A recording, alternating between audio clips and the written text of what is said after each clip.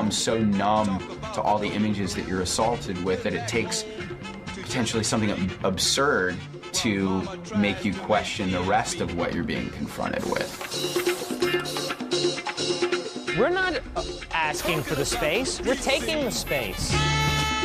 Talking about Graffiti just transcends all boundaries. You know, you have kids from every type, every walk of life, every ethnicity, every economic background.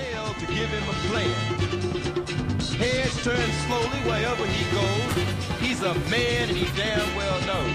This is the biggest art movement our world has ever seen. Bigger than the Renaissance, bigger than any of this stuff because of the sheer numbers alone.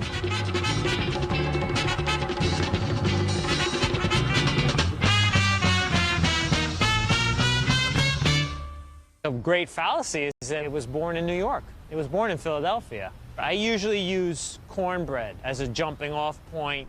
I was the world's first graffiti artist. I started here in Philadelphia. I went to Europe, Japan, Africa, you name it, it's there. And all roads leads back to me. This right here used to be a wall, the electric company. This is the very first wall I wrote on. I got the name of reform school because I insisted that the cooks would bring some cornbread as opposed to the white bread that we're eating every day.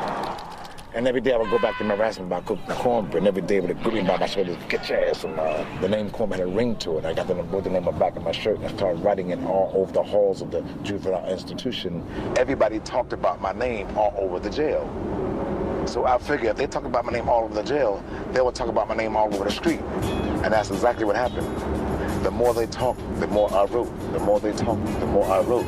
As he did this, his name seemed to grow and grow and grow, and he just became a household name, more or less.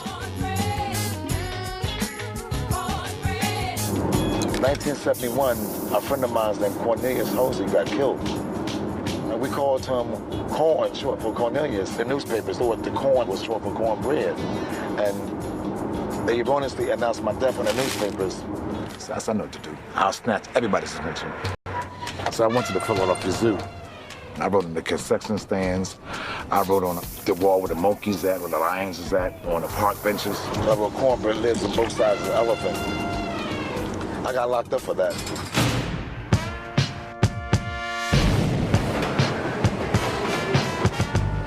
New York is rapidly becoming known as the graffiti capital of the country, a title Philadelphia has held for years. The numbers you see after the names refer to the youngster's street or building or school in an otherwise huge and anonymous city. One of the things that really set it off was an article that appeared in the New York Times in July 1971 that was about Taki 183. And he's seen as the Africa Bambaataa of graffiti. I'd always be on the train or the buses or just walking. Yo, this dude is from 183rd Street, and he's killing it all over. How come I see this dude in the Bronx, in Staten Island, in Queens? Taki was a messenger. So in his job, he had to go all over Manhattan. And he wrote Taki 183 wherever he went. I was hitting the East Side a lot, where a lot of people worked on newspapers or magazines. And I guess I'm the guy that made it popular, because I hit at the right place at the right time. There was already a writing movement, but the article overnight amped it up. Well, the city back then was like trash. I mean, when you went into the Bronx, it looked like, man, you was walking into World War II. Like Germany, when it was getting hit. They actually let the Bronx die. I grew up in the Bronx. We had no parks to play in. We played on the sidewalk, skelsies, run, catch, and kiss, tag. We used to run around, throw 40-ounce bottles at each other. The city was in such ugly condition, and they're not doing nothing. I'll give you something to do. Right. Get up. Bomb. That's why they say bomb the system.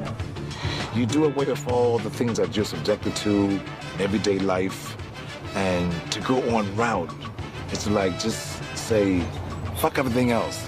I'm going to do my thing. To really reach out, say, look, I'm here. I exist. This is me. Hello, world, I'm fucking here.